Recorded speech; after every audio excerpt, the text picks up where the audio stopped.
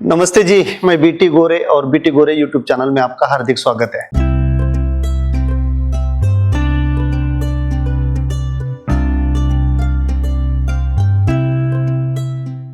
दोस्तों, राजस्थान और गुजरात का सबसे बड़ा बहार जो होता है वो होता है मुर्ग बहार और हस्त बहार।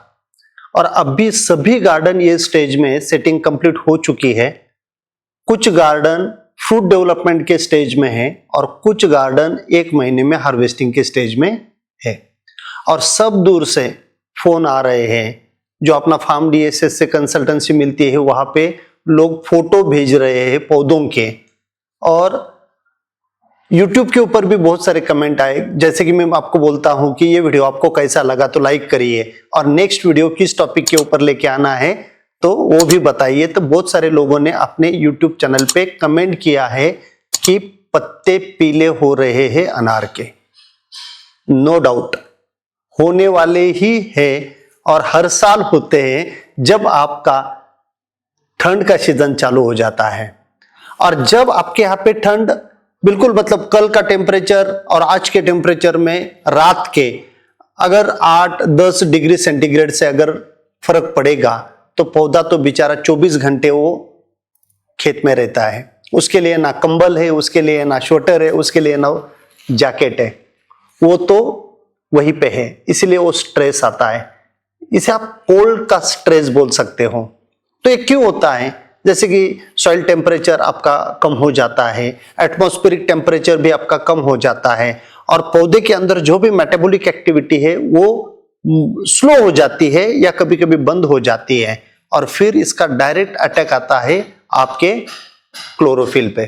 और जब क्लोरोफिल खत्म हो जाता है, ये ठंड में भी होता है और आपने ये देखा होगा गर्मी में भी होता है। जब टेम्परेचर एक्सट्रीम से भी ज्यादा चला जाता है और बहुत एक्सट्रीम टेम्परेचर हो जाता है, जैसे कि 42 तक कोई प्रॉब्लम नहीं है, लेकिन 43, 44, 45, एक बार तो मैंने फलोदी में 49 डिग्री सेंटीग्रेड रिकॉर्ड किया था। तो ऐसे टेम्परेचर में भी पत्ते पीले हो जाते हैं। तो ठीक है, वो तो गर्मी की बात है, तब अपन ये बात करेंगे। लेकिन अभी की जो बात है वो है कोल्ड का स्ट्रेस।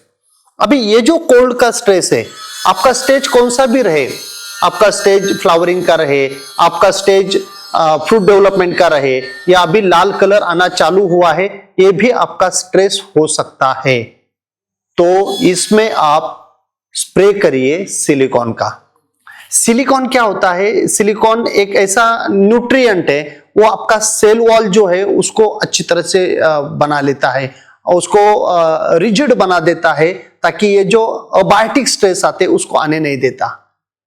और सिलिकॉन में मैं तो हमेशा बोलता हूं आपको, द बेस्ट वर्ल्ड में, पूरे विश्व में सबसे बढ़िया जो ब्रांड है सिलिकॉन का, ये रोम टेक्नोलॉजीज।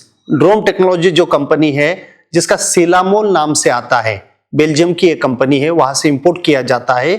और far east offshore heavy engineering private limited करके कंपनी मुंबई की, वो इंपोर्ट करती है और पूरे भारतवर्ष में वो बेचती है। तो सिलामोल जो नाम है वो आप देख लीजिए, आपके डीलर के पास होगा, 1 ml से ले लीजिए, क्योंकि आर्थोसिलिसिक एसिड का एसिडिक पीएच बहुत इंपॉर्टेंट होता है और ये एकमात्र प्रोडक्ट है जिसका एसिडिक पीएच होता है। तो सिलामोल आप 1 ml पर लीटर पानी से पीला होने से पहले अगर करेंगे तो आपका बहुत कम पीला पत्ता हो जाएगा। दूसरा, जब ठंड बहुत ज्यादा आती है ना, तब आपके यहाँ पे फास्फोरस की डिफिशियंसी आ जाती है। फास्फोरस और पोटैश अगर एक साथ में चले जाए तो उसमें आपका वाटर सोल्यूबल फर्टिलाइजर भी है, वो भी आप ले सकते हो, या एक वाटर सोल्यूबल फर्टिलाइजर लेकिन डिजीज मैनेजमेंट में भी वो काम आता है और अबायोटिक स्ट्रेस ऐसा जो कोल्ड का आता है उसमें भी काम आता है। वो है आपका प्रोटेक्ट 96। इसके अंदर आपको potassium salt of active polymerise phosphorus मिलेगा। तो पोटेशियम भी मिलेगा, फास्फोरस भी मिलेगा, डिजीज रेजिस्टेंस भी बढ़ेगा, डिजीज भी नहीं आएगा और पत्ते पीले भी नहीं होंगे। इंपेरियर करके कंपनी है, वो कंपनी का ये प्रोडक्ट आता है। 3 ग्राम प्रति लीटर पानी में आपको उसको लेना है, 2 ग्राम से बिल्कुल नहीं लेना है। और अगर आपके यहाँ पे डिजीज कोई ज्यादा है, सर्कोस्पोरा हो सकता है, फाइटोप्थोरा हो सकता है, कोलोटोट्रिकम हो सकता है, तो उसके साथ में आप मैनकोजेब है आपका M45 या कैप्टन है या आपका Z78 जो आता है झाइनेब, तो ये कोई भी एक प्रोडक्ट आप उसके साथ में मिला सकते हो तो और अच्छे रिजल्ट आपको मिलेगा। तो स्ट्रेस मैनेजमेंट के लिए भी और डिजीज मैनेजमेंट के लिए भी आपको ये काम आएगा। तो ऐसे आपको मैनेज करना है। और जब ठंड बहुत ज्यादा बढ़ेगी तब तो आपको पता ही है कि आपको धुआं करना पड़ेगा रात को, 1 ग्राम से आपको सल्फर का स्प्रे करना पड़ेगा। देन ये सिलिकॉन का या प्रोटेक्ट 96 का वापस आपको स्प्रे रिपीट करना पड़ेगा जब क्रैकिंग आ जाती है। ऐसे सिचुएशन में हमेशा मैं एक कौसा मैक्स करके एक प्रोडक्ट बताता हूं, बहुत सारे अनार के किसान फ्लावरिंग स्टेज में उसको इस्तेमाल करते हैं, जो फीमेल फ्लावर है उसको लंबा करने के लिए, जिसके अंदर सिलिकॉन के साथ में 4 न्यूट्रिएंट है, कैल्शियम, बोरॉन, जिंक और मैग्नीशियम। तो ये भी प्रोडक्ट का आपको आगे इस्तेमाल करना पड़ेगा, वो भी एक नोट कर लीजिए आप। जब ठंड ज्यादा बढ़ेगी तो उस टाइम आपको कौसा मैक्स 2 ml पर लीटर पानी से वो भी आपको लेना पड़ेगा। मिट्टी में आपको पानी अच्छी पर्याप्त पानी चाहिए, कम भी नहीं ज्यादा भी नहीं चाहिए। और मिट्टी में आप माइक्रो ऑर्गेनिज्म का इस्तेमाल करिए। तो माइक्रो ऑर्गेनिजम्स में आप ईस्ट का इस्तेमाल कर सकते हो, जो आपका वेस्ट डिकम्पोजर है या ईएम है। डिकम्पोजिंग बैक्टीरिया चाहिए ताकि मिट्टी के अंदर जो भी मटेरियल उसका डिकम्पोजिशन होगा और आपके मिट्टी में हीट जनरेट होगी। तो हीट जनरेट होगी तो रूट डेवलपमेंट प्रॉपर रहेगा, क्योंकि ठंड जब आती है तब रूट को डैमेज कर जाती है। सॉइल टेम्परेचर जब आपका 15 डिग्री सेंटीग्रेड से नीचे आता है तब आपके यहाँ पे बहुत सारी एक्टिविटी जो है वो बंद हो जाती है। माइक्रोबायल एक्टिविटी, केचुओं की एक्टिविटी, रूट की एक्टिविटी, न्यूट्रिएंट अपटेक करने की एक्टिविटी, ये सब कुछ होता है। तो ये भी आगे करना पड़ेगा।